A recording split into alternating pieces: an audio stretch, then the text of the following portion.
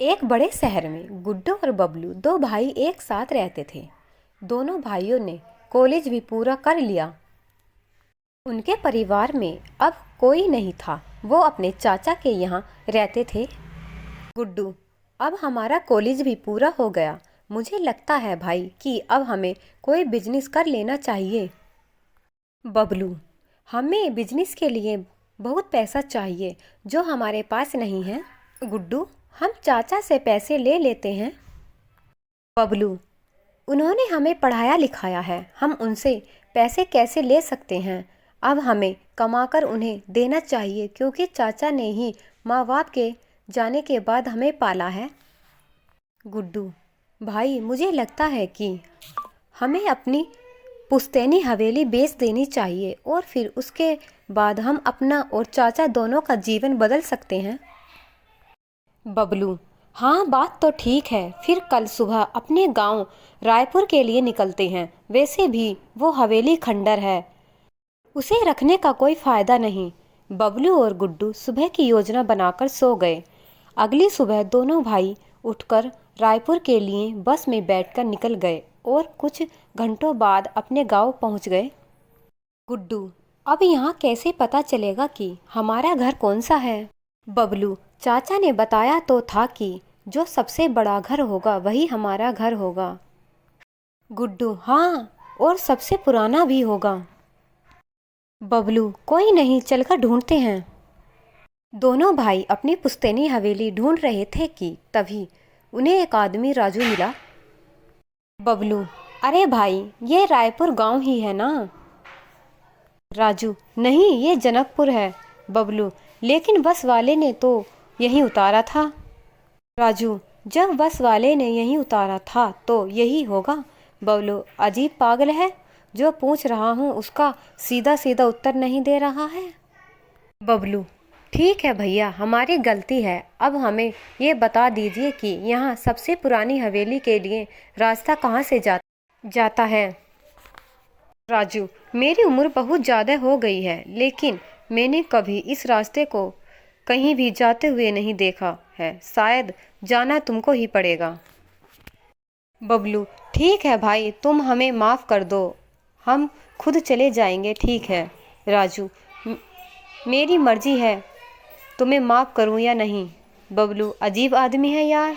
गुड्डू, चलो भाई चलते हैं, इसके सच में ही स्क्रू ढीले हैं। राजू अकेले ही खड़े होकर हंसने लगा। गुड्डू और बबलू दोनों पुरानी पुश्तैनी हवेली को ढूंढने के लिए आगे चले गए। दोनों रायपुर की गलियों में इधर से उधर देख रहे थे, तभी उन्हें एक बड़ी सी हवेली दिखाई दी जो अब खंडर बनने लगी थी। गुड्डू, ये हमारी हवेली जिसको हम ढूंढते ढूंढते पागल हो गए थे। बबलू, हाँ चलो अब इसके अंदर चलते हैं और इसको एक दो दिन में ही बेच देंगे। गुड्डू, हाँ, हमें इसे जल्द से जल्द बेचना होगा। दोनों भाई अंदर गए, तभी अंदर से एक बूढ़ा व्यक्ति भीकू निकल कर आया। भीकू, कौन है? इस खंडर में आज कौन आया है? बबलू, काका आप कौन हैं? हम इस घर के मालिक हैं, लेकिन आप कौन हैं? भीकू, इस घर के मकान मालिक।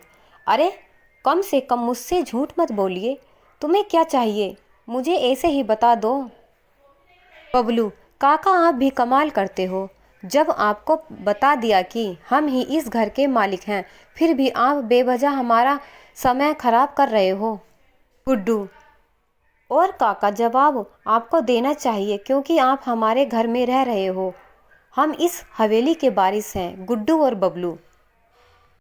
चीकू, ठीक है बच्चों, अगर तुम इस हवेली के वारिस होने का दावा करते हो तो ठीक है, मैं मान लेता हूँ कि लेकिन मैं इस घर की रखवाली करता आ रहा हूँ।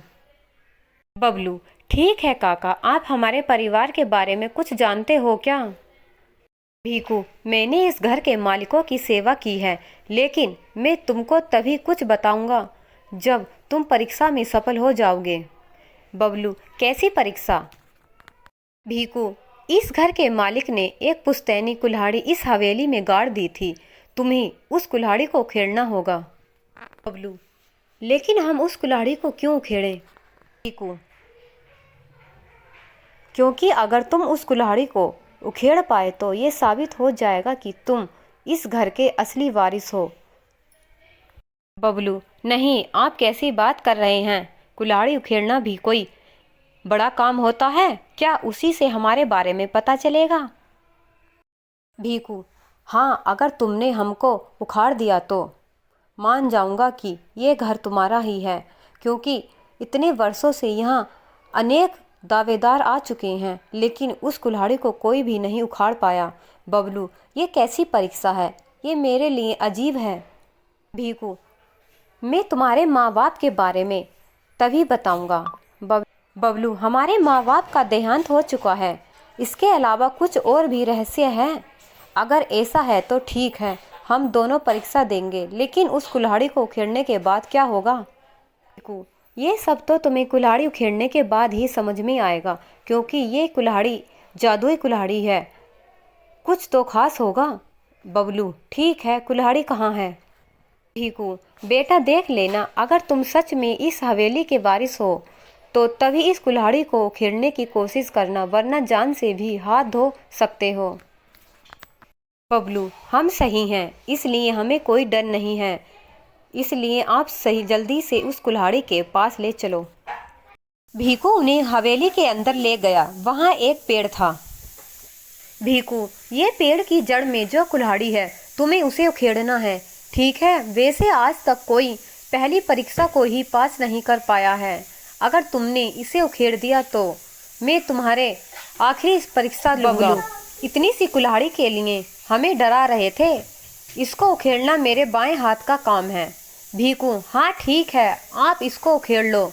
अगर तुम सच में इस हवेली के वारिस निकलेंगे तो मेरी भी जिम्मेदारी खत्म हो जाएगी। बबलू ने कुल्हाड़ी को पकड़ा, लेकिन उसे वो हिला भी नहीं पाया। भीकू, क्यों? तुम भी झूठे हो। तुम भी माया के लालची निकले और मेरा दिल फिर से तोड़ दिया। मुझे वर्षों का इंतजार है। बबलू, आप हमारा विश्वास कीजिए, ये घर हमारा ही है। भीकू, तुम असफल हो चुके हो। गुड्डू, रुकिए, अभी मैंने कोशिश नहीं की। भीकू, ठीक है, तुम भी कोशिश कर लो, और अब कोशिश करके थक जाओ तो यहाँ से चुपचाप चले जाना, वरना मैं तुम्हारा भी वही हाल करूँगा जो मैंने बाकी सबका किया है। गुड्डू, उसकी ज़रूरत नहीं पड़ेगी। गुड्डू ने भी कोशिश की, लेकिन कुल्हाड़ी इस बार भी नहीं हिली। भीकू निराश होकर पीछे मुड़कर वापस अपनी टूटी खाट पर जाने लगा। गुड्डू और बबलू ने एक साथ कुल्हाड़ी को पकड़ा तो इस बार चमत्कार हो गया, क्योंकि इस बार बिना किसी मेहनत के कुल्हाड़ी हाथ में आ गई। अचानक से एक बहुत तेज आवाज आई। भीकू ने आश्चर्य से पीछे मुड़कर देखा। भीकू, तुम वापस आ गए। आज मैं बहुत खुश हूँ, क्योंकि आज इस घर के भी फूल खिल गए। मैंने इसे इतने वर्षों से बंजर ही देखा है। मेरी आंखें तरस गई थीं। बबलू, वो सब तो ठीक है, अब आपको विश्वास हो गया। गुड्डू, लेकिन अब इस कुल्हाड़ी का क्या करना है? भीकू, इस कुल्हाड़ी से तुम्हारे माँ बाप की मुक्ति होगी। बबलू, हमारे माँ बाप तो इस दुनिया में नहीं हैं। भीकू, अभी तुम दूसरी परीक्षा भूल रहे हो। अब तुम्हें इस पेड़ की जड़ को काटना होगा। बबलू, बाबा, ये पेड़ काटकर हमारे ऊपर गिर जाएगा। आप क्यों हमारा पागल बना रहे हो? इससे यह साबित हो गया है कि ये हवेली हमारी है। अब आप यहाँ से जाइए। भीकू, मेरे यहाँ से बाहर निकलते ही तुम जीवित नहीं रह पाओगे। गुड्डू, हाँ हाँ, बहुत हो गया, अब हमें डराने की कोशिश मत कीजिए। भीकू, तुम्हें अपने माँ बाप का सच जानना है कि नहीं? पहले तुम पेड़ की जड़ काटनी होगी। गुड्डू ने कुल्हाड़ी हाथ में लेकर पेड़ की जड़ काटनी शुरू कर दी, लेकिन पेड़ की जड़ पत्थर के समान थी, वो कट ही नहीं पा रही थी। गुड्डू को पसीने आ गए। फिर बबलू ने कोशिश की, वो भी थककर दूर बैठ गया, लेकिन गुड्डू ने हिम्मत नहीं हारी और फिर से कोशिश की, लेकिन इस बार उसकी मेहनत रंग लाई। पेड़ की जड़ कट गई और फिर उसमें से एक पीला प्रकाश निकला। देखते ही देखते पूरा घर पीले प्रकाश से भर गया, जिसके बाद पूरी हवेली नई हो गई और दोनों के माँ बाप भी बाहर निकल आए। वो भी आज़ाद हो गए। दोनों भाइयों को विश्वास नहीं हो रहा था कि वो अपने माँ बाप से मिल रहे हैं।